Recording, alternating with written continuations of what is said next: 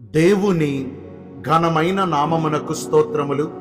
ఈ వాగ్దానమును వింటున్న మీకందరికీ మన ప్రభువును ప్రియ రక్షకుడైన యేసుక్రీస్తు నామములో శుభములు, మా హృదయపూర్వకమైన వందనములు. ఈరోజు మీ కొరకైన దేవుని వాగ్దానము యెషయా గ్రంథము 55వ అధ్యాయము 3వ వచనము. దావీదునకు చూపిన శాశ్వత కృపను మీకు చూపుదును. మంచి దేవుడైన యేసయ్య ఈ మంచి వాగ్దానమును నిశ్చయంగా నేడు మనందరి జీవితములలో నెరవేర్చునుగాక. ఆమేన్.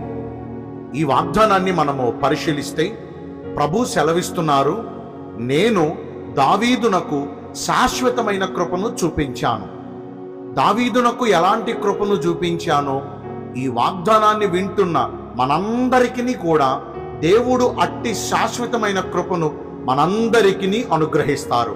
ఇది నిశ్చయమండి, ఆయన మాట తప్పేది కాదు. అయితే ఇక్కడ మనం గమనించాల్సింది ఏంటి?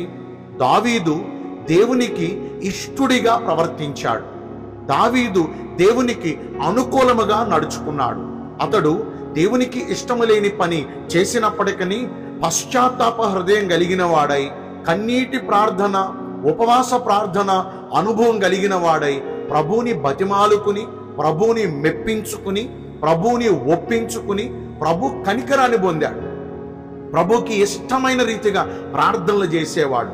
తన ప్రవర్తన అంతా కూడా, తన నడక, తన పడక, తన క్రియలు, తన ఆలోచనలు, తన చూపులు సమస్తం ఒకటేంటి రెండేంటి, దావీదు జీవితం అంతా కూడా దేవునికి అనుకూలంగా. అందుకనే అంటాడు దేవుడు దావీదును గురించి సాక్ష్యమిస్తూ, అతడు నా ఇష్టానుసారుడైన మనుష్యుడు, నా ఉద్దేశములన్నిటినీ ఎరిగి నెరవేర్చిన వాడు అని.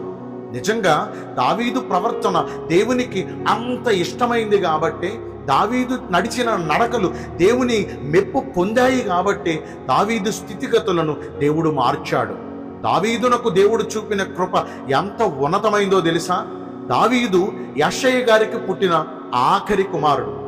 తనకంటే ముందు పుట్టిన అన్నలందరినేమో మంచి మంచి గవర్నమెంట్ జాబుల్లో పెట్టాడు యెషయా గారు.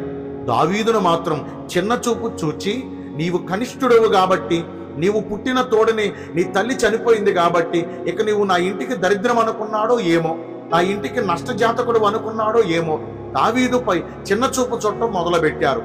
యెషయా మాత్రమే కాదండి, తన అన్నలే కానీ, తన తోటి సమాజమే కానీ, తన వారందరూ కూడా దావీదును వెలిచూపు, చిన్న చూపు చుట్టం మొదలుపెట్టారు. ఇక్కడ ఉంటే ఎంత, లేకపోతే ఎంత అనుకుని ఒక గొప్ప గొర్రెల మందనిచ్చి అడవిలో మేపుకుని రమ్మని పంపించేవాడు. దావీదు జీవితం దినదిన గండము, 100 ఏళ్ల ఆయుష్తో కూడిన ప్రయాణం. ఆ గొర్రెలను తీసుకుని అడవిలోకి వెళ్ళి ఆ పచ్చిక మేసినంత వరకు అక్కడే ఉండి మళ్ళీ వాటిని సాయంత్రం తోలుకుని ఇంటికి వచ్చేవాడు. ఏమండి, అడవిలో గొర్రెలే ఉంటాయా? క్రూర మృగాలు ఉండవా? ఆ క్రూర మృగాల మధ్యన తన గొర్రెల గుంపును ఎంత చక్కగా కాపాడేవాడో. ఒక్కటైనా తప్పిపోకుండా రోజు తీసుకుని వెళ్ళి వాటికి చక్కని పచ్చికను మేపించి మరలా క్షేమంగా తెచ్చేవాడు. ఎలుగుబంట్లు, సింహాలు ఇవి దాడి చేసినా దేవుడు తనకిచ్చిన ఆయుధాలు తీసుకుని వాటిని జయించేవాడు, వాటిని హతమార్చేవాడు.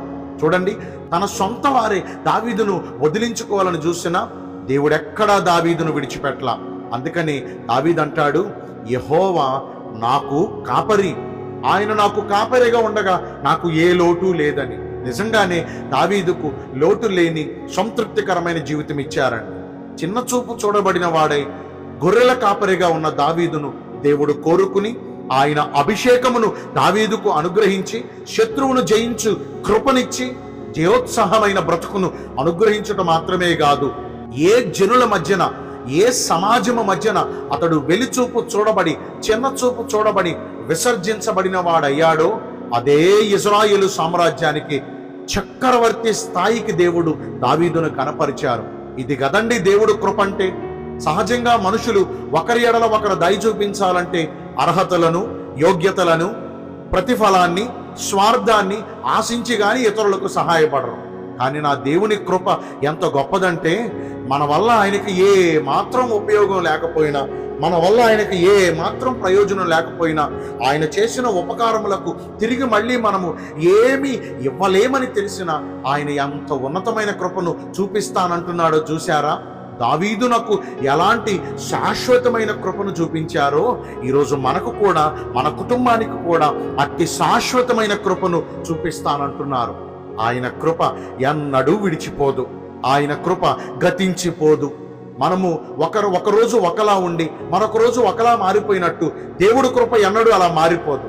మారనిది, నిత్యమైనది, శాశ్వతమైనది, ఉన్నతమైనది, తరగనిది, మార్పు లేనిది. అబ్బా, ఎన్ని చెప్పమంటారండి దేవుడు కృప గురించి? ఒకటా రెండా? వర్ణింప సఖ్యము కానంత ఉన్నతమైన కృపను ఆయన మనకు చూపిస్తారు.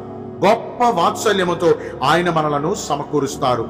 పర్వతములు తొలగిపోయినా, మెట్టలు తత్తరిల్లినా, మన వారందరూ మనలను విడిచిపెట్టి అనాథలుగా మిగిల్చిన, మనము రిక్తులుగా అన్ని కోల్పోయిన వారిగా మనము మిగిలిపోయినా, మనము దీన దశలో ఉన్నప్పుడు ఆయన కృప చేత ప్రభు మనందరినీ జ్ఞాపకం చేసుకున్నారు. ఈ వాగ్దానాన్ని వింటున్న ప్రియ దైవ జనాంగమా, అలనాడు భక్తుడైన దావీదునకు చూపిన ఆయన శాశ్వతమైన కృపను మరి ఈ వాగ్దానాన్ని వింటున్న మనకు కూడా, మన కుటుంబాలకు కూడా నిత్యముగా దేవుడు కృపను చూపించాలంటే మనం ఎలా ప్రవర్తించాలి?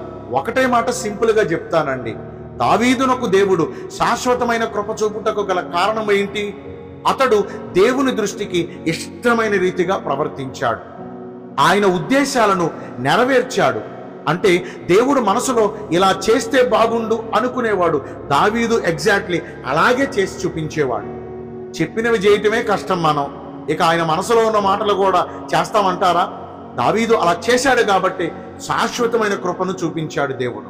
నేడు మనం అలా చేయగలిగితే ఆయన ఉద్దేశాలను ఇదిగో ఈ లేఖనాల ద్వారా తెలుసుకుని మనము ఎలా నడుచుకుంటే ప్రభుకి ఇష్టమో, మనము ఎలా మాట్లాడితే ప్రభుకి ఇష్టమో, మనము ఎలా చూస్తే ప్రభుకి ఇష్టమో, మనము ఎలా జీవిస్తే ప్రభుకి ఇష్టమో, మన లైఫ్ స్టైల్ ఎలా ఉంటే దేవుడికి ఇష్టమో అవన్నీ ఈ వాక్యాల ద్వారా తెలుసుకుని ఆ ప్రకారము మనం జీవించామనుకోండి, కనీసం నేటి నుంచి అయినా అలా జీవించడానికి మనం ప్రయత్నం చేశామనుకోండి, మన ప్రయత్నానికి దేవుడు కృప తోడుంటుంది.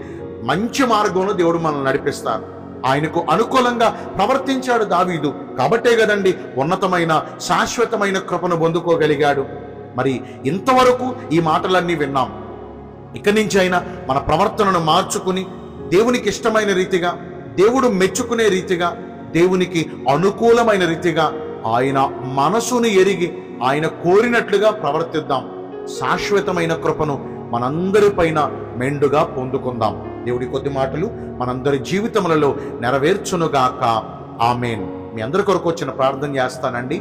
పరిశుద్ధుడా, ప్రేమ కలిగిన యేసురాజా, ఈ కృపగల ఘనమైన నామమును బట్టి నిండు మనసుతో కోట్ల కొలదిగా మీకు మా కృతజ్ఞత స్తుతులు స్తోత్రములు వందనాలు చెల్లిస్తున్నామయ్యా.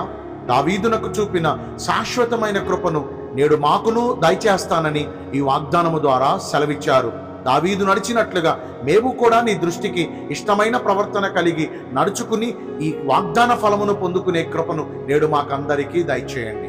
ఈ రోజున ఎందరైతే పుట్టిన రోజులను, వివాహ దినములను, ఇతరమైన శుభకార్యములను జరిగించుకుంటున్నారో వారందరికీ మెండైన దీవెనలు కుమ్మరించమని, మీ రాకడ కొరకు మమ్మను సిద్ధపరచమని యేసుక్రీస్తు ప్రశస్త నామమున ప్రార్థించి వేడుకొనుచున్నాను మా ప్రియ పరలోకపు తండ్రి. ఆమేన్. May God bless you all. Thank you.